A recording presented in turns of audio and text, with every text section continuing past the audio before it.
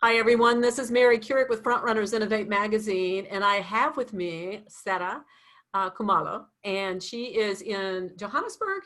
Did I get that right? Absolutely. Yeah, Yeah, I Johannesburg, thought so. South It Africa. got me confused a little bit because I know you're not originally from Johannesburg, so I Yeah. almost came out with some of you. But anyway, we are so tickled to have you here. You are quite somebody. I'm telling you, I don't run into people like you very often, and I just love to bring your energy and your, everything that you're doing that kind of goes to the greater good, because I think that's what you're all about. Every piece of work that you do kind of speaks to that and runs to that.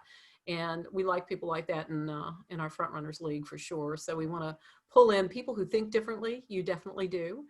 And kind of take a look at what they're doing. So along with you being, the first African Black woman to get to the summit of Mount Everest, you are a total adventurer. That wasn't just a fluke, like oh, this was a fun thing to do.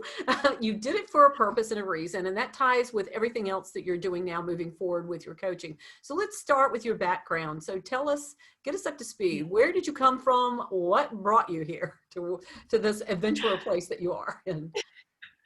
So I'm one of seven girls raised by a single mother with the support of my grandparents who were missionaries. Originally, they came from Rwanda and they were missionaries in Eastern and Central Africa. Born in Zambia, I started my primary school in the DRC. It was called Zaire at the time. And moved back to Lusaka with my mother and my young sisters. Of the seven, I was the tomboy, you know. That Grew up in explains a lot. church. Yeah, I grew up in church, was part of a group called the Pathfinders. So we did a lot of camping, a lot of the outdoors, which is where I suppose my love for the outdoors came from. I studied accounting. I've got a degree in accounting. I've been an executive for almost 20 years. And somewhere along the line, I just decided I wanted to start climbing. It started as a bucket list item. And something happened and I decided that I wanted to do more of it, but use it to raise money for education, because I'm a strong believer that it's an equalizer. You know, having been raised in a patriarchal environment with a single mother, she always reminded my sisters and I that the sky's the limit. It didn't matter that we were girls. It didn't matter where we were. We can reach for the skies. Something which I was able to debunk when I summited Everest. But I'll tell you a little bit more about that later. Perfect. I think your family pretty much prompted you to become who you are now. I mean, they've laid the groundwork for you and gave you the foundation for doing what you're doing now. So you have been working in the private sector for some time, and I'm sure there are skills that you brought to that and skills that you've learned from that you're taking forward. But you are doing some executive coaching now and just launching into, I believe it's Momentum Multiply. Yes, Yeah. yes, yes. Okay. I've been an executive at Momentum Multiplier for the past 5 years, looking after partner acquisition and product development as well as e-commerce. That's always been my field, and I'm passionate about that. But what I find liberating, I think, is seeing other people, you know, inspiring them to reach their potential, you know. And make a difference. And I strongly believe that's really my why. You know, I think that as a collective, we can make the impact and change the world for the better, for the next generation. Especially in my environment, you know, when I look back growing up and really watching TV and thinking, you know, they are superheroes. They don't look like me. They don't talk like me. Nobody around me looks like them, right? And realizing over time as I started reading and stuff like that, that I too can be a superhero. So if I can nudge other people around me to think the same, the impact that we can make for the next generation is just mind blowing. And I would like to nudge other people to do exactly that and reach their own top of the world, their own summits, irrespective of what field they're in. And that excites me more than anything. How could you not love that energy you have? I love that. That's fantastic. I I feel like, you know, there's a thread running through everything that you do that gets to the heart of, you know, everything that Africa is working on now and everybody's working to help Africa do. And part of that is education and reading. And I know you're big into libraries and books and education. A lot of what you've been doing is raising funds for that. So can you talk a little bit about your efforts in that regard? Yes. So I climbed Kilimanjaro in 2012 and used that as a way to raise money for a home that I used to look after. I've got two boys, so my children and I and guys at work, once a month, you know, we'll take over the weekend, we'll take those kids to either a hike or to a restaurant, just to try and help them that in future when they get integrated into a community, they're able to integrate easily, you know. And every month before we do this, I'd go around the office with my colleagues to ask for money, contributions, you know. Mm-hmm. And you see that people over time, they see you coming down the corridor and they pretend to be busy on their computers, you know. It's like donor fatigue, to be honest. You know, that there she comes again.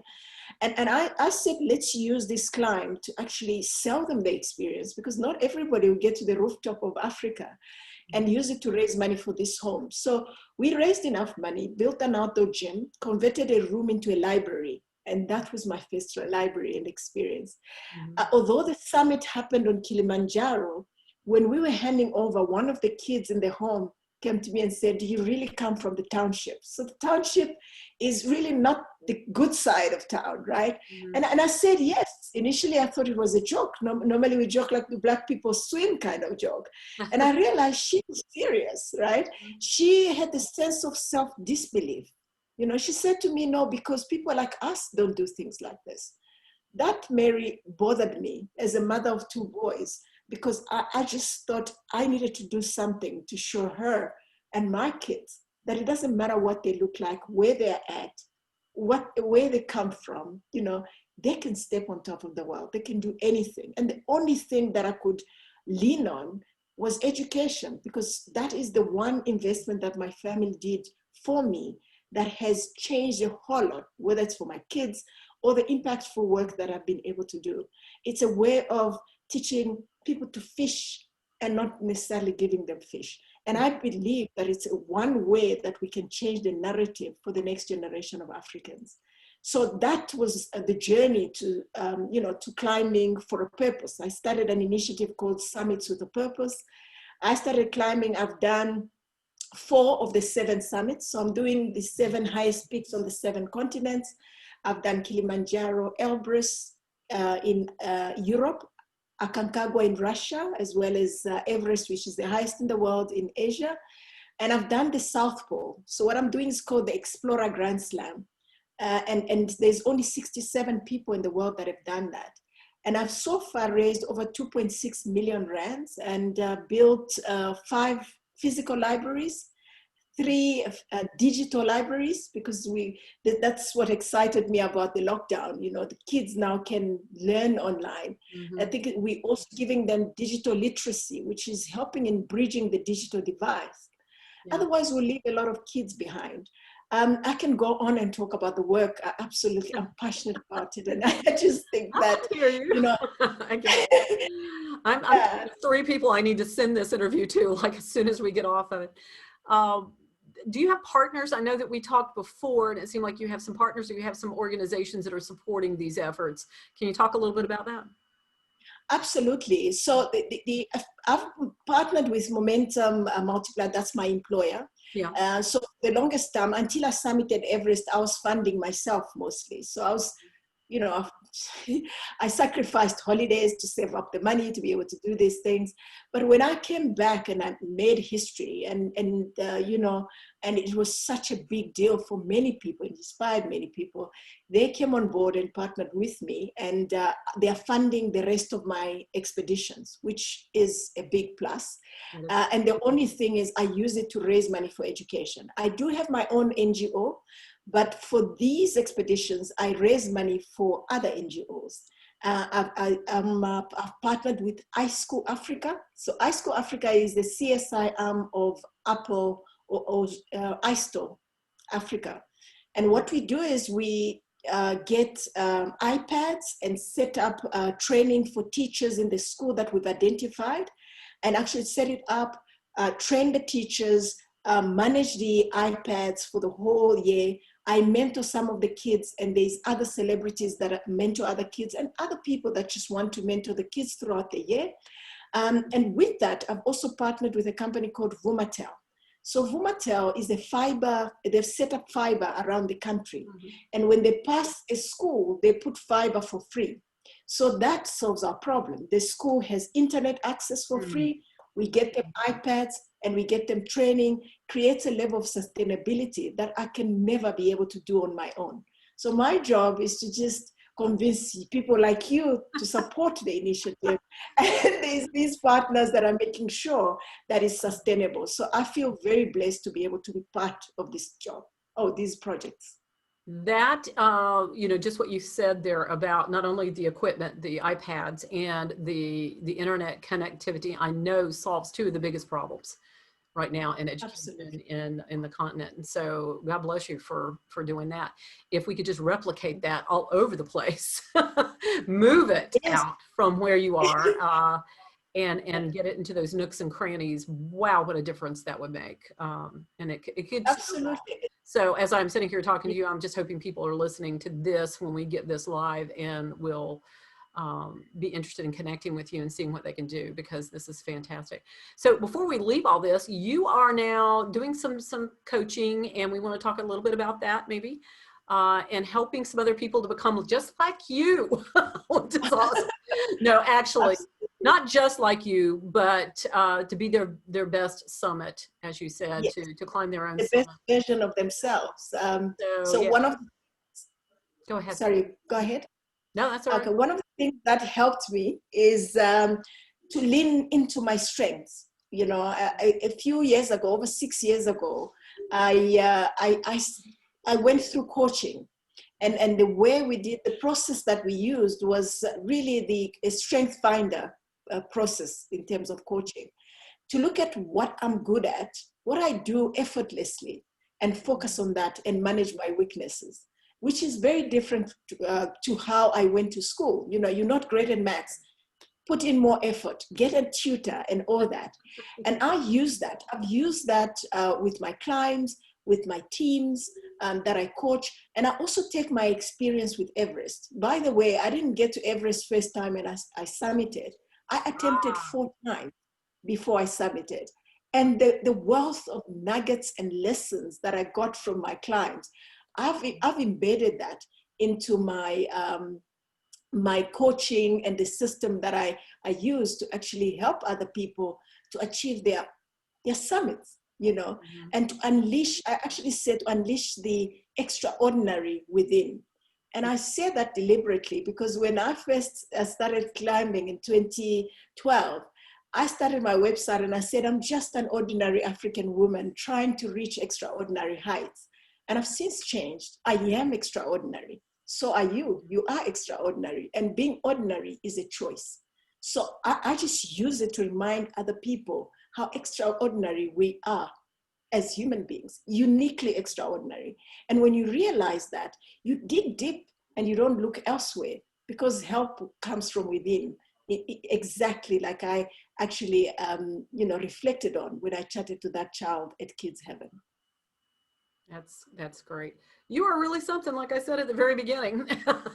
You don't run into people like you very often, and your energy and just how you come across to people is so genuine. I'm going to leave it with this. I want to ask you, how do you train? Because I know everybody else wants to know this too, and it's just a strange little question. But how do you train to go to a summit that you know is seemingly insurmountable? That's a little scary. It's scary. So how do you train for that? Yeah. So it depends. You train for every mountain differently, you know. So I'm going for a polar expedition. How do I train for that? I pull a sledge when I'm there. So I pull tires. I think my neighbors have stopped thinking I'm crazy. They've just accepted that that's how it is, right? Give me your tires. I need to pull these. Yes. Absolutely. And I run. And now with the new normal and a lot of lockdowns, I've moved my training with my biokineticist online via Zoom. I see her twice a week. I train every day. 6 months before an expedition, I train morning and evening. I do a lot of running, stairs. And during the weekends, then I do long hikes with a big bag. Just 2 weeks ago, I did 33 kilometers with 15 kilograms on my back. And really just, it makes you stronger. You know, it's not necessarily easy. I think when pain starts, the real training starts. So I try and do that because I found that when you're over prepared, you enjoy the climb. You're there to just take it all in, you know, because it's not meant to be doom and gloom while you're up there, you know. So, you know, I always had heard the higher you go, the more difficult it is to breathe. Do you have some training for that as well? Yes, so I do have a hypoxical tent, although I haven't used it. It's actually close to me here. I haven't used it. I didn't use it when I summited in 2019. I used it in 2017. But I think a lot of cardio, you know, running, spinning. You can see I've got a spinning bike behind me. So when those long Zoom calls go on and on, I try and multitask. So I just sit on my bike, put the laptop there, and I just, you know, don't let my boss hear you. Yeah. But but it's really you know, mixing the training to make sure you are at your level best.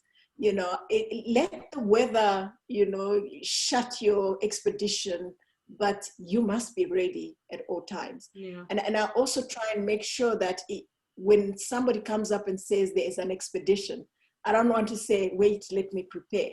I want to say, when and where's my bag? You know, I just. Yeah, that's great. Absolutely. This is fantastic. And so for anybody listening there, we'll drop in some website links and whatnot for them to be able to connect with you. So we appreciate it so much. Thank you for all that you're doing and for all the different ways you're doing it. That's helping everybody, not only in your continent, but out throughout the world as well. So thank you. Thank you very much. I appreciate it. Thank you for having me. Take Take care. Bye-bye.